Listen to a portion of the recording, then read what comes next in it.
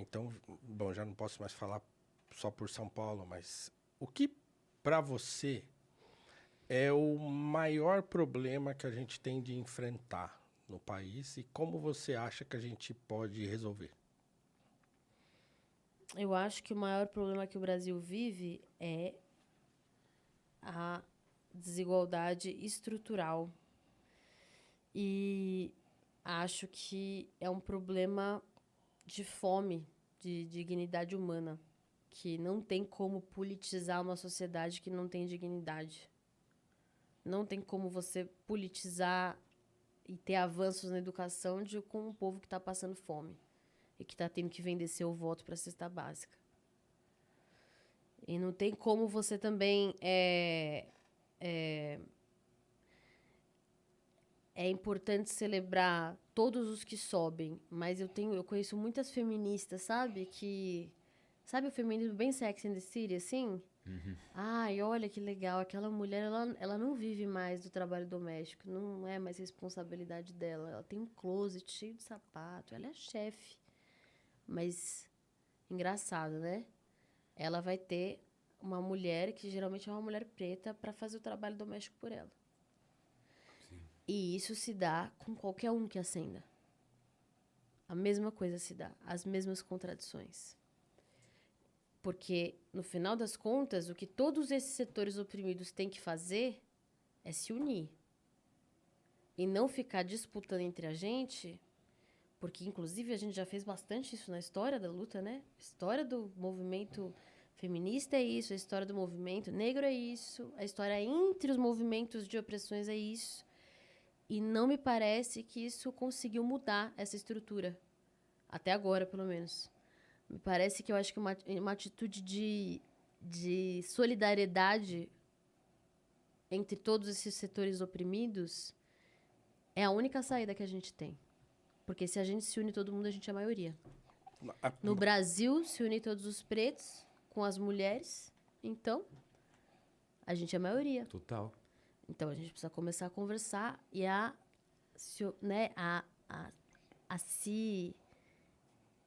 criar afeto, né, um pelo outro e escutar e compreender. É esse tipo de prática que eu aprendi. E isso, nossa, depois de muito tomar na cabeça também não, porque o movimento feminista é muito complicado também, entendeu? Tem muitas discussões, muitas polêmicas, mas eu tenho certeza que a gente desunido não vai fazer nada.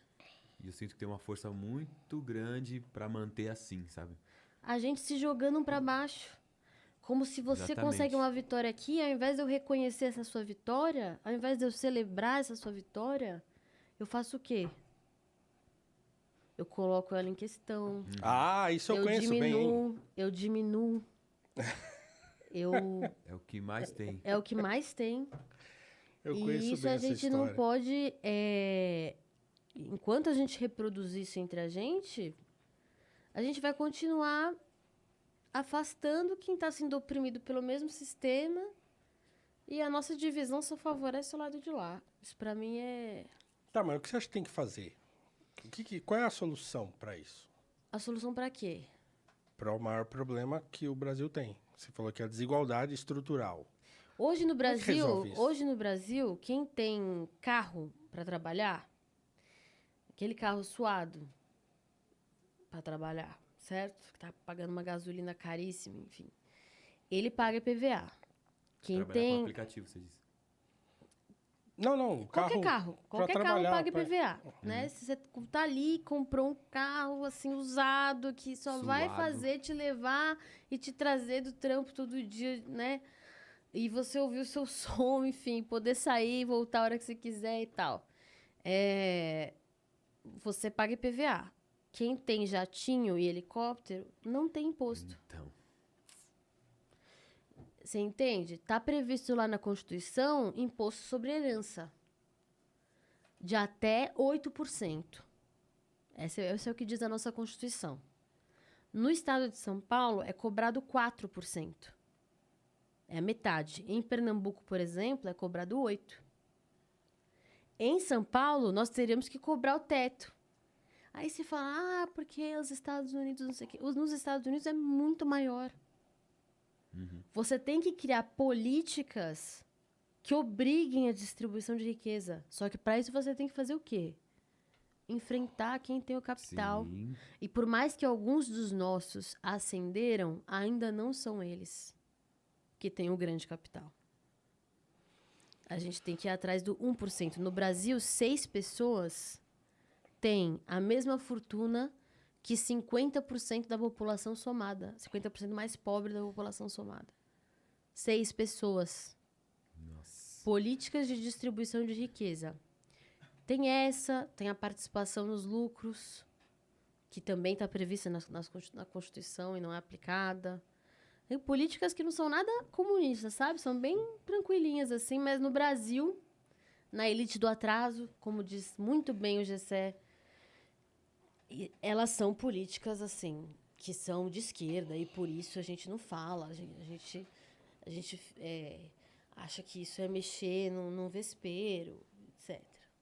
Então, eu acho que é isso. Dentre essas, existem diversas outras, como distribuição de terras, como pegar os imóveis que não cumprem a função social da propriedade privada e você transformar esses imóveis em habitação popular.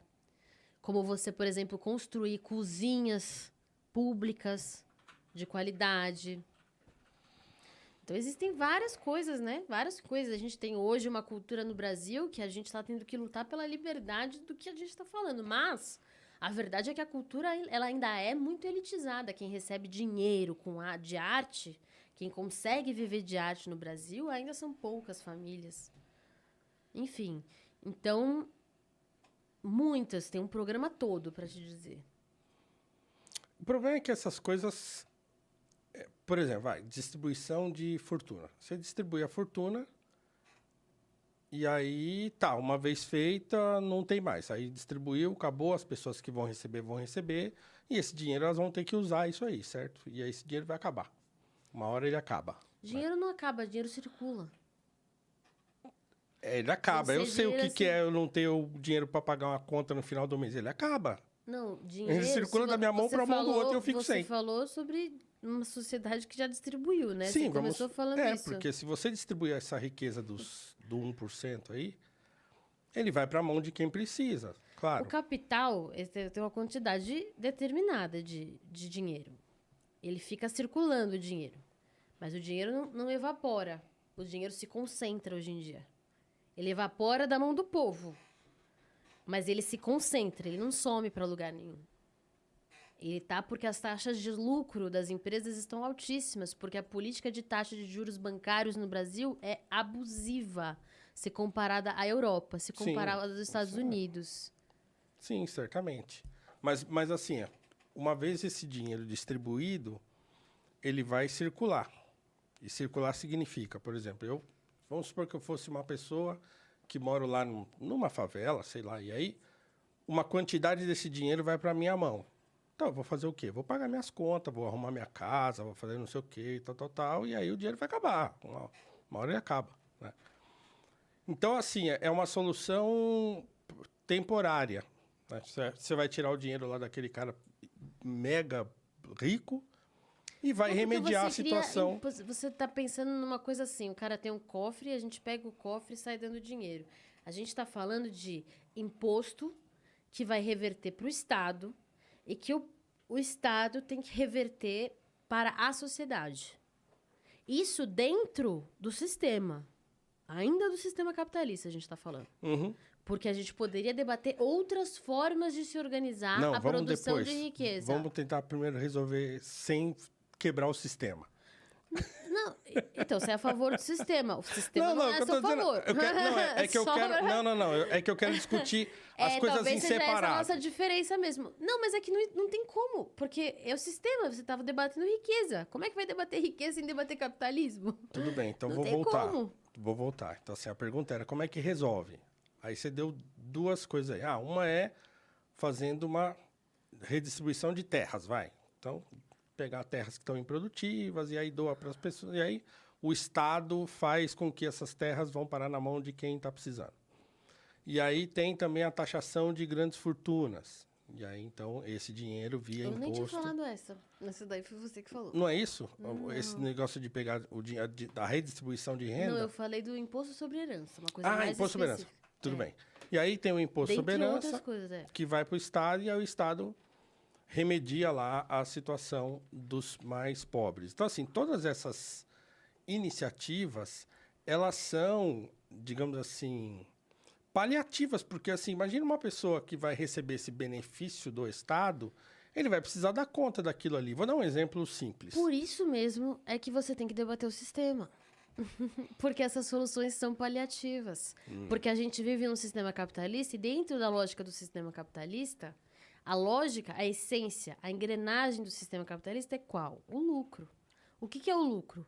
Você paga tudo que você gastou e tira mais um pouquinho. Então você vai tirando capital da sociedade, de circulação. Então a lógica do sistema capitalista é o acúmulo. É a concentração. Então, sei se eu concordo tem com gente... isso. Não, mas não é uma questão de concordar. É a questão da realidade. Não, É a não realidade assim. e cientificamente. Então, o capitalismo, para você, ele não se baseia na concentração de renda. Não, não.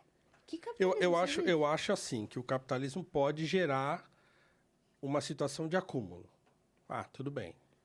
Mas eu não diria que ele é, digamos assim, estruturado no acúmulo, como Ele é você está estruturado dizendo. em quê, na sua opinião? Ah, ele é só um sistema de trocas voluntárias. É isso que é o capitalismo.